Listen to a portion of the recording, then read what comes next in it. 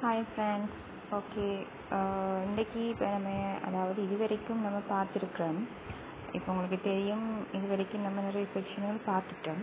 இப்போ என்னென்ன செக்ஷன் உங்களுக்கு நான் ஆல்ரெடி கிளாஸ் ஸ்டார்ட் பண்ண முதலே நான் உங்களுக்கு சொல்லியிருந்தேன் 18 செக்ஷன் நம்ம கொண்டு போவோம் அப்படின்னு சொல்லி. அதை நம்ம எந்தெந்த செக்ஷன் இது வரைக்கும் பார்த்துருக்கோம், இன்னும் எத்தனை செக்ஷன் நம்ம பார்க்குறது இருக்குன்றதை பார்ப்போம். ஃபஸ்ட்டுக்காக உங்களுக்கு ஒரு இன்ட்ரடக்ஷன் சொல்லணுன்றதுக்காக தான் அதை செஞ்சுருக்கேன். இப்போ பாருங்கள், இதில் வகைப்படுத்தல் நம்ம பார்த்துட்டோம், தொடர்புடைமை பார்த்துட்டோம், தொடர்கள் பார்த்துட்டோம், தொடைகள் பார்த்துட்டோம், தொடைகள் பின்வரிப்படம் பார்த்துட்டோம், எண்கோளங்கள் பார்த்துட்டோம். இன்றைக்கு நம்ம ரகசிய குறியீடு பார்க்க போகிறோம், அதையும் மார்க் பண்ணி வச்சுக்கோங்க. அடுத்தது தகவல் ஒழுங்கமைப்பில் வகைப்படுத்தல், ஒப்பிடல், இருக்கை முறை, விடயங்களின் ஒழுங்குவரிசை, தரப்பட்ட நிபந்தனைகள் பார்த்தாச்சு, கதி தூரம் பார்த்தாச்சு, வேலை நேரம் பார்த்தாச்சு, சதுரமுகி தாயக்கட்டை பார்த்தாச்சு. அப்போ எத்தனை செக்ஷன் பார்த்துருக்கோம்? 1 2 3 4 5 6 7 8 9 10 11 12 14 செக்ஷன். 1 2 3 4 5 6 செக்ஷன், 7 8 9 செக்ஷன் பார்த்துட்டோம். சரியா? இதில் உங்களுக்கு தொடர்கள் என்ற செக்ஷன் அதாவது உங்களுக்கு நான் அதை செப்பரேட்டாக படிப்பிக்கலை, அதனால் உங்களுக்கு பிறகு கேள்விகள் தரக்குள்ள சொல்கிறேன். என்னென்னு சொன்னால், தொடர்கள் என்றதும் வகைப்படுத்தல், தொடர்புடைமை எல்லாமே கிட்டத்தட்ட ஒரே மாதிரி தான். அது சும்மா டைமை வேஸ்ட் பண்ணதுக்கு நான் நினைக்கிறேன். அதுக்கு நமக்கு கடைசியில் டைம் இருந்ததை பார்ப்போம். அதில் அதையும் நான் மென்ஷன் பண்ணிட்டேன், உங்களுக்கு சொன்னேன்னு சொல்லி. சரி, அதில் அதையும் நீங்கள் சேர்த்துக்கோங்க. கிட்டத்தட்ட எல்லாமே ஒரே மாதிரியான கொஷினாக தான் இருக்கும், 3 செக்ஷன். சரியா? சரி, இன்றைக்கு நம்ம பார்க்க போகிறது ரகசிய குறியீடு. இப்போ இந்த ரகசிய குறியீடில் எப்படிப்பட்ட கேள்வி என்ன மாதிரி வரும்னு சொல்லிட்டு பார்ப்போம். சரியா? ஓகே, வாங்க பார்ப்போம். இப்போ இன்றைக்கு பார்க்க போகிறது ரகசிய குறியீடு. சரியா? இது செக்ஷன் 10 நம்ம பார்க்க போகிறோம். இப்போ 8 செக்ஷன் கிட்டே நம்ம பார்த்து முடிச்சுன்னா நம்மளுக்கு கிளாஸுக்குரிய எல்லா டாபிக்குமே முடியுது. அதுக்கப்புறம் நான் உங்களுக்கு எக்ஸசைஸ் தாரத்தை பற்றி பார்ப்போம். சரியா? ஓகே, தாரத்தெல்லாம் படிங்க. சும்மா எல்லாத்தையுமே லோடாகி வச்சுட்டு அப்புறம் கடைசி நேரத்தில் எல்லா வீடியோஸையும் பார்ப்போம் அப்படின்னு சொன்னாலும் உங்களுக்கு போரிங்காக இருக்கும்.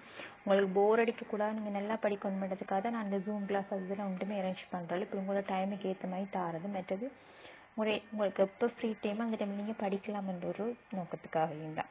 சரியா? அதையும் நீங்கள் யூஸ் பண்ணிக்கோங்க. ரைட்? சரி, இப்போ இப்படி ஒரு டைப்பில் கேள்வி கேட்கலாம். என்னென்ன? இப்போ குறித்த ஒரு ரகசிய மொழியினை பாவித்து DEAR என்பது எழுதி காட்டப்படுவது EFPS என்றவாறாகும். அந்த மொழியில் GOOD என்பது எவ்வாறு எழுதி காட்டப்படும் என்று கேட்கலாம். இப்போ இதில் பாருங்க, இப்போ நீங்கள் சும்மா உதாரணமாக இப்போ DER என்று சும்மா அப்படி போடுவோம். DEAR என்று EFBS தான். இப்போ இதில் என்ன தொடர்பு இருக்கு என்றதை நீங்கள் சும்மா ஒரு மேலோட்டமாக பார்க்குறீங்க. இப்போ பாருங்க, இப்போ டி இல்லாது, டிக்கு அடுத்தழுது இக்கு அடுத்தழுது எஃப், ஏக்கு அடுத்தழுது பி, ஆருக்கு அடுத்தது எஸ். அப்போ அடுத்தடுத்தது வருது. அப்போ அடுத்தடுத்த எழுத்து வருதுன்னு சொன்னேன். இப்போ அவங்க கேட்டிருக்கிற கேள்வி என்ன? GOOD. அப்போ ஜிக்கு அடுத்தது என்ன? HOPOPDE. அப்போ ஆன்சர் என்ன? 3வது வேறு. விளங்கிட்டா? ஓகே. அடுத்து அதே மாதிரி குறித்த ஒரு ரகசிய மொழியினை பாவித்து பேக் என்பது எழுதி காட்டப்படுவது AZF என்றவாறாகும். அந்த மொழியில் PEN என்பது எவ்வாறு எழுதி காட்டப்படும்?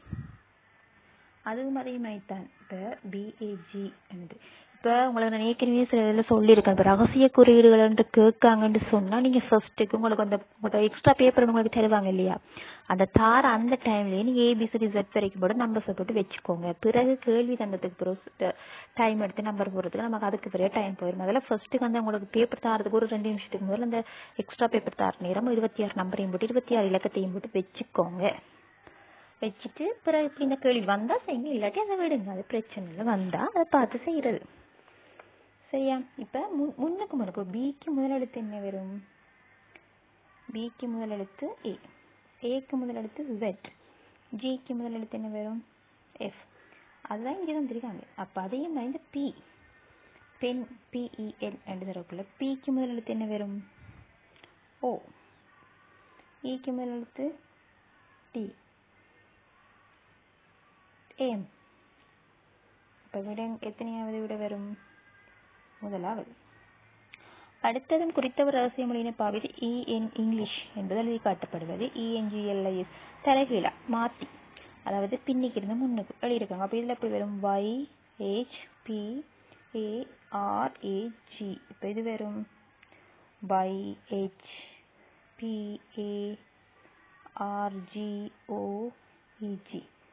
ரெண்டாவது தான் வரும். சரியா?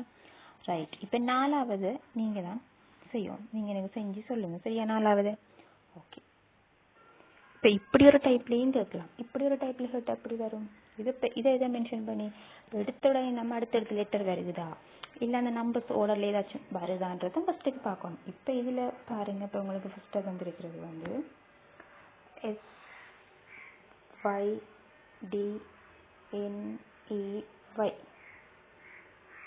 இதுக்கு அடுத்ததாக TZEOXZ. அப்போ எஸ்க்கு அடுத்தது T, Y, XYZ, DE, NO, EF. அப்போ அடுத்தடுத்து எழுது. அப்போ இங்கே இப்போ கேள்வி என்ன? இதுக்கு அடுத்தடுத்தா வரும் இல்லை, இதில் வர்றது தான் கேட்டிருக்காங்க. அப்போ இந்த CFSMJன்றதுக்கு முதலாவதாக வர்றது தான் செய்யணும். அப்போ B. இப்போ எதில் இருந்து சொல்லுவாங்க? B. Fக்கு முதல் EF, E. அடுத்தது SRS, M, LM. அப்போ இது வரும். இப்போ ஒன்றரை கண்டுபிடிச்ச உடனே அந்த வார்த்தை வருதுன்னா போடுது போயிடணும். ஃபுல்லாக கண்டுபிடிச்சி இருக்கணும்னு சொல்லியெல்லாம் இருக்க தேவை. டைம் அப்படிலாம் வேஸ்ட் பண்ண தேவை. சரியா? ரைட். அதே மாதிரி இதில் BAGGAB வந்துருக்காங்க. சரியா? நீ இப்போ இது BAG அடுத்த GAB. அதாவது இதில் இப்போ என்ன டிஃப்ரென்ஸ் இருக்குன்னு சொன்னால் பாருங்கள். இப்போ இந்த BAGGAB என்றது தானே. இதில் வந்து இந்த முதலாவது வார இந்த பிக்கு வாரது மட்டும் பிக்கு வாரதுக்கு முதல் எழுத்து, பிக்கு முதல் எழுத்து ஏ வரும். மிச்சம் எல்லாம் வந்து இதுகளுக்கு பிறகு வாரது. ஏக்கு பிறகு பி, ஜிக்கு பிறகு H, அப்படி வந்துடுவாங்க. அப்போ இதுக்கு வந்து என்ன வரும்? அப்போ டீக்கு முதல் வார எழுத்து என்ன வரும்? PQRST. எஸ் தானே வரும். டீக்கு முதல் வார எழுத்து எஸ் வரும். ஏக்கு பிறகு பி வரும். அப்போ எஸ் அடுத்தது பியும் வர ஆப்ஷன் இது இருக்கு 2. அப்போ ரெண்டாவது தான் வரும். சரியா? ரைட்டா? ரைட். அடுத்தது பார்ப்போம். அடுத்தது 7வது கணக்கு, 7வது ரகசிய குறியீட்டை வந்து நீங்கள் தான் கண்டுபிடிச்சி என்னன்னு சொல்லி விட எனக்கு எஸ்எம்எஸ் பண்ணுங்கள். 8வது வந்து அதில் வந்து PLEASC என்றது PLEASZ. அது வந்து மாறி பின்பக்க இதை வந்து தலைகீழ மாறி எழுதியிருக்காங்க. PLE என்று சொல்லி மாறி வந்திருக்கு. இது மாறி வந்து அப்படி வரும் HEART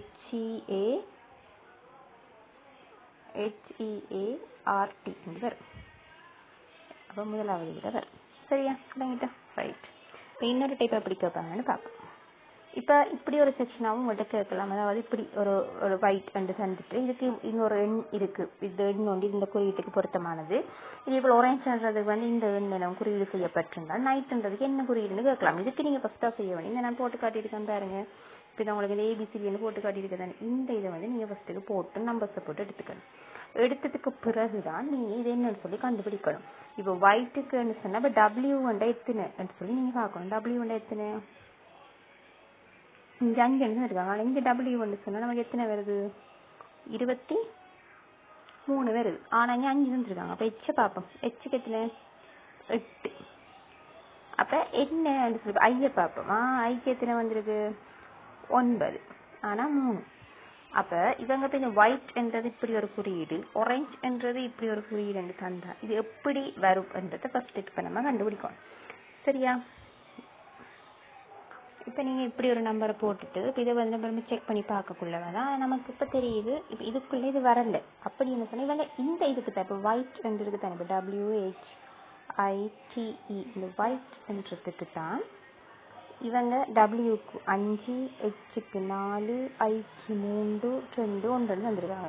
எப்படி இதை கண்டுபிடிக்கணும்? இந்த ஒரேஞ்சை பார்த்தீங்கன்னு சொன்னால் இப்போ இந்த ஒரேஞ்சில் பாருங்க வந்து கடைசி அதுக்கு 1 தான் வந்திருக்கு.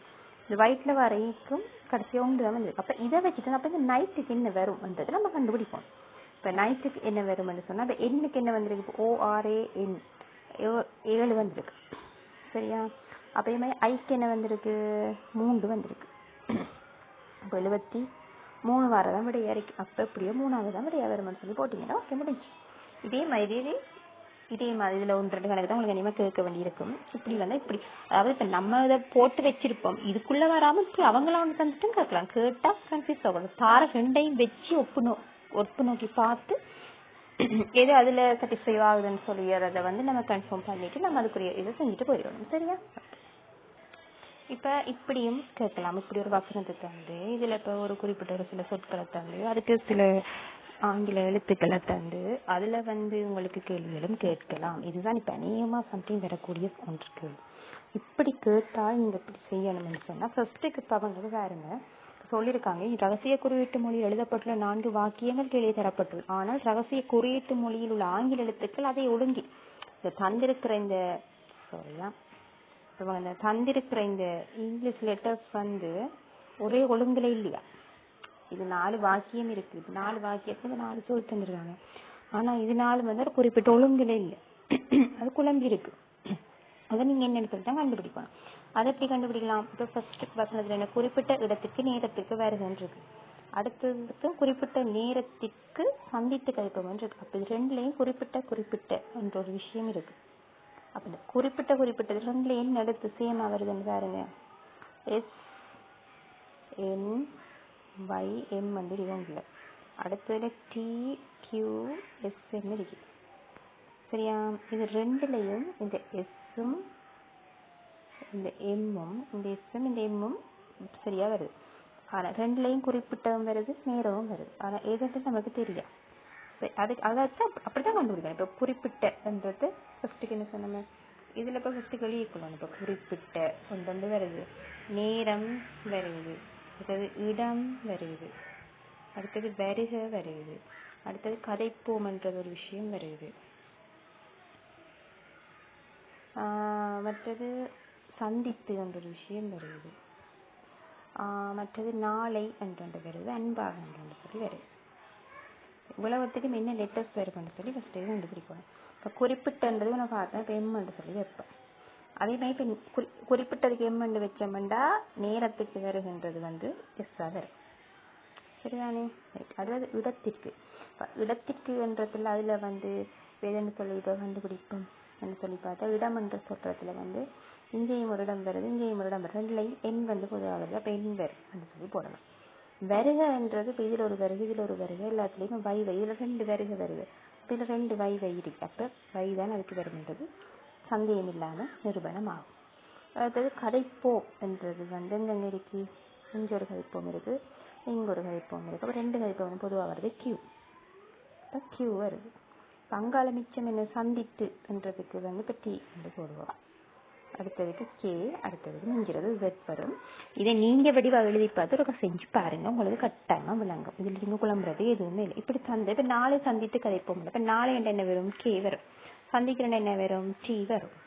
கதைக்கிறதுக்கு என்ன கண்டுபிடிச்சிருக்க நம்ம, கியூ. அப்ப கே டி கியூ என்றுதான் விடையாக வரும். அப்ப எத்தனையாவது விட, 3வது விட. சரியா? சரிதானே? இப்ப அதே மாதிரி நேரத்திற்கு குறிப்பிட்ட இதுக்கு கே டி கியூ வரும். என்ன வரும், கே டி நேரத்திற்கு குறிப்பிட்ட இடத்திற்கு வருக, நேரத்திற்கு குறிப்பிட்ட இடத்திற்கு வருக என்று சொன்னால் அதுக்கு எஸ் என்றுதான் வரும். இப்போ நேரம் என்றது எஸ், குறிப்பிட்டன்றது எம். சரியா? கே செட் கியூ ஒண்டா என்ன, அப்போ கே என்றா என்ன, நாளை, செட் என்றா அன்பாக, கியூ ஒண்டா கரைப்போம். அப்போ நாளை அன்பாக கரைப்போம் என்றது வரும். இப்போ விளங்கிட்டு தானே நான் சொன்னதெல்லாம். இவ்வளவு தான் ரகசிய குறியீட்டில் உங்களுக்கு மேக்சிமம் கேட்கக்கூடிய விஷயம். இதை தவிர்த்து வேற எதுவும் உங்களுக்கு கேட்கக்கூடியது இல்லை. சரியா? உங்களுக்கு நான் எக்ஸசைஸ் பயிற்சிகள் தரக்குள்ள மேலதிகமான இதை விட கொஞ்சம் அடிஷனலாக கொஷின்ஸ் தரேன். ஆனால் இதை விட அடிஷனலாக உங்களுக்கு கேட்கக்கூடியன்னு சொல்லி எதுவுமே கிடையாது. இவ்வளவுலேருந்து மட்டும்தான் உங்களுக்கு கொஷின்ஸ் வரும். அதனால் நீங்கள் எதை நினைச்சு யோசிச்சு பயப்பட்டு எல்லாம் ஒன்றும் செய்ய தேவையில்லை. இவ்வளவு தான் உங்களுக்கு வரும். சரியா? சரி, ஓகே. இப்போ அடுத்து நம்ம பார்க்க போகிறது சதவீதம் தொடர்பான ஒரு புது செஷன் தான் நம்ம அடுத்த கிளாஸில் பார்க்க போகிறோம். அதை நம்ம அடுத்த கிளாஸில் பார்ப்போம். சதவீதம் தான் நான் உங்களுக்காக ரெடி பண்ணி கொண்டிருக்கிறேன். அதை நம்ம அடுத்த கிளாஸில் பார்ப்போம். சரியா? ஓகே, தேங்க்யூ, பாய்.